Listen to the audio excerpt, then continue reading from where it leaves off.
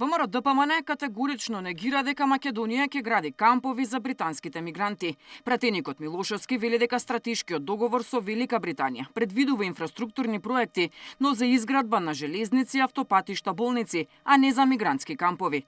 Договори за борба против организирана нелегална миграција. Британија има подпишано со сите земји од регионот и од Европската унија.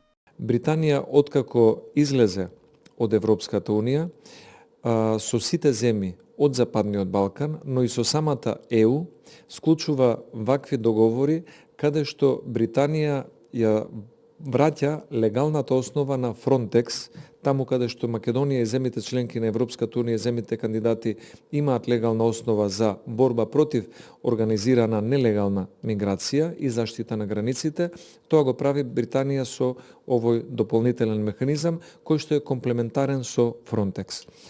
И на крајот, нема подобар демант за ваквите спинови на некои опозициони партии од изјавата на британскиот амбасадор, дека британско-македонскиот стратешки договор потврдува и предвидува инвестирање во инфраструктура, во економија, во безбедност и во образование, но не предвидува бегалски кампови во Македонија. Од СДСМ пак не отстапуваат од тврдењето дека власта подготвува антидржавно и национално предавство. Опозицијата прашува кој му дал на Мицкоски право да преговара за мигранти. Ова ли е големата економска вест која Мицкоски ја најавуваше со наводниот договор со Обединетото кралство? Дали за носење мигранти од Британија е направена проценка на безбедноста?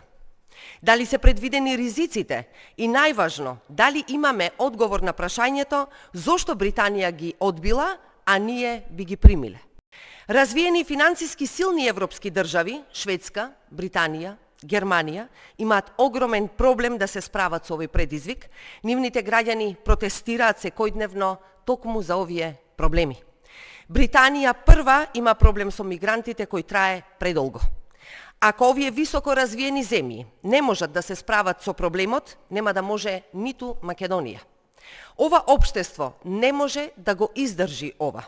Нема цена што треба да се плати. Темата дека Македонија ќе стане прифатилиште за мигрантите кои во Британија не добиваат азил, ја актуализираа британските медиуми со тврдење дека земјава ќе добива пари за секој примен мигрант, а за возврат Македонија ќе треба да им овозможи да добијат азил или работни дозволи во сектори во кои има недостаток на работници. Владата ги негираше овие тврдења, а од британската амбасада испратија соопштение во кое се вели дека двете држави соработуваат во борбата против организирана нелегална миграција, но без повеќе детали. Деспина Тодоровска, Сител телевизија.